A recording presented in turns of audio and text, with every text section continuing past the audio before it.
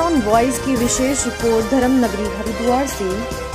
चुनाव संग्राम में धर्मनगरी हरिद्वार विधानसभा सीट कांग्रेस और भाजपा के लिए बनी प्रतिष्ठा का सवाल। वहीं देखने को मिला है कि कांग्रेस के प्रत्याशी सतपाल ब्रह्मचारी को मिल रहा है हरिद्वार के मतदाताओं का अपार जन समर्थन।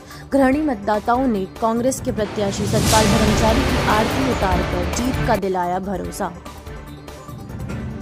ये अपार जन समूह आज हमारे कांग्रेस के वरिष्ठ नेता व्यापारी नेता श्री चोखेलाल जी के घर आए हैं। पूरी कांग्रेस आपके सामने है और चोखेलाल जी के परिवार ने, हमारी माता ने आरती उतारी। हमारी जो भाइयों की बहुएं हैं वो सारे परिवार सहित सारे कांग्रेसजनों का आज सम्मान किया। आपने कांग्रेस का सम्मान किया है, सतपाल ब्रह्मचारी का सम्मान किया है, हरिद्वार की मर्यादा का सम्मान। निश्चित रूप से हरिद्वार की जनता ने ठाना है और सतपाल ब्रह्मचारी को जिताना है और रेडी पटरी वालों ने भी ठान लिया है कि सतपाल ब्रह्मचारी को 100% जिताना है। आप देखेंगे कि अभी महाराज जी जो है सबरनाथ नगर में डोर टू डोर कन्वेंसिंग कर रहे थे। उस टाइम महिलाएं जो है अपने घरों से नीचे उतरकर जो है आरती करने के लिए ब्रह्मचारी जी की आती है।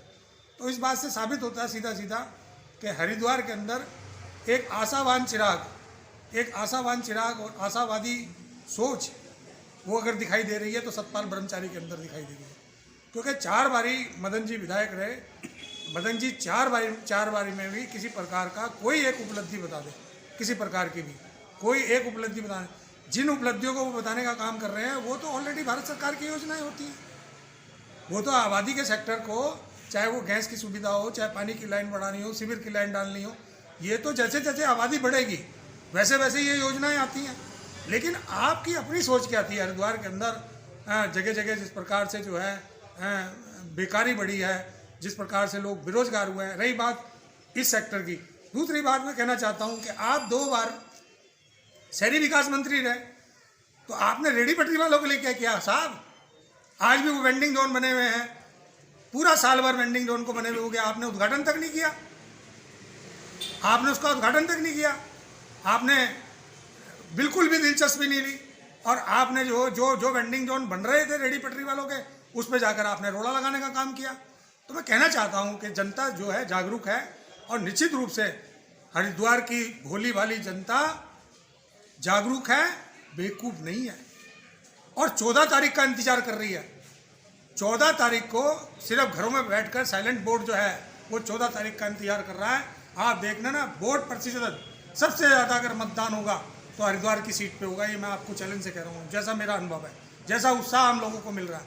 लोग बात स्वयं खड़े हो रहे हैं, लोग स्वयं खड़े होकर जो है हमें, सतपाल ब्रह्मचारी जिस टाइम चेयरमैन थे, उन्होंने एज ए रेडी पटरी वालों का प्रतिनिधित्व करने के लिए मुझे अपना सलाहकार नियुक्त किया था। और उस जमाने में मैं जब रेडी पटरी का कोई कानून नहीं था, कोई नीति नहीं थी, कोई किसी प्रकार की योजना नहीं थी राज्य सरकार की ना केंद्र सरकार की, उस जमाने में हमने जो है सुझाव दिए कि अलग से इनके बाज़ार विकसित किए जाएं।